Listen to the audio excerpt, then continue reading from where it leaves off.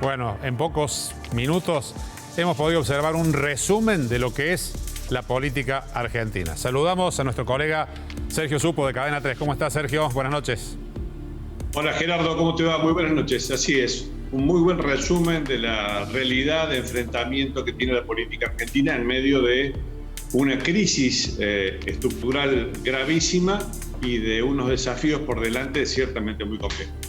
Así es. Y estamos hablando del clima que se planteó tanto en el oficialismo como en la oposición. Algunos datos hablando del oficialismo: no estuvo presente quien hasta hace poco fue jefe justamente de la bancada del Frente de Todos, Máximo Kirchner, que se quedó en el sur del país, además de todo lo que pasó con el retiro de parte de la oposición y demás allí en el recinto, ¿no? Una de las formas, Gerardo, de describir el mensaje del presidente de hoy es decir que es un discurso escrito para tratar de convencer a la madre de Máximo Kirchner de que debe finalmente aceptar el acuerdo con el Fondo Monetario Internacional, que casi simultáneamente con el mensaje del presidente, el ministro de Economía, Martín Guzmán, a la salida del Congreso, confirmaba que ya está prácticamente terminado y por lo tanto a punto de ser despachado al propio Congreso de la Nación para su aprobación.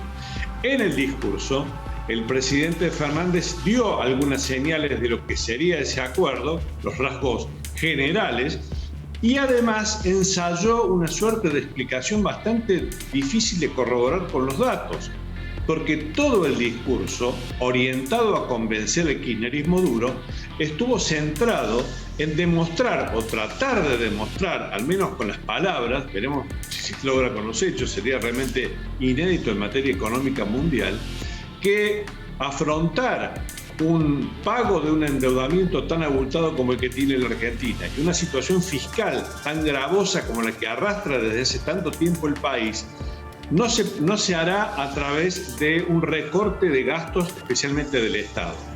Lo que trató de plantear Alberto Fernández es que se iba a lograr crecer para ajustar las cuentas y no ajustar para luego garantizar el crecimiento de la economía, como han hecho otros muchos países en situaciones similares, no solo en relación a acuerdos con organismos monetarios como en el caso del Fondo Monetario Internacional. El discurso, como te digo, estuvo orientado a ver si finalmente el oficialismo en el Congreso reúne los votos suficientes para aprobar, sin la ayuda de la oposición, el acuerdo con el Fondo Monetario Internacional. Hay un plazo que vence el 22 del mes que acaba de comenzar, que es un desembolso que la Argentina tiene que hacer del crédito que tomó Mauricio Macri.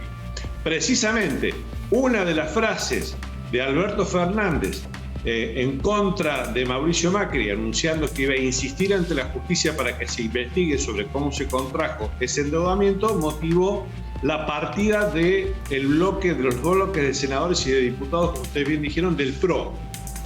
Quedó, por lo tanto, también expuesta una fractura dentro de la oposición. El PRO, por un lado, el radicalismo y la coalición cívica con el otro, al menos en cuanto a la actitud frente al discurso de Alberto Fernández. Unos se fueron, otros se quedaron escuchando. Hay, por lo tanto, en el Congreso un estado deliberativo bastante complejo de adelantar en cuanto a su resultado, porque, como te digo, no se sabe todavía qué hará el kirchnerismo duro, si aprobará lo que plantea Alberto Fernández, y no se sabe el nivel de colaboración que está dispuesto a prestar la oposición para que este acuerdo con el fondo llegue a firmarse y sea aprobado por el Congreso.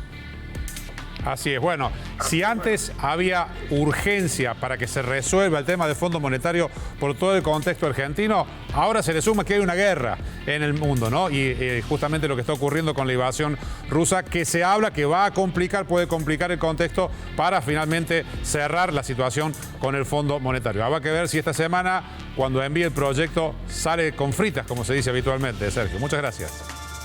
Muchas gracias a vos. Ojalá que sí. Ojalá. Gracias. Buenas noches.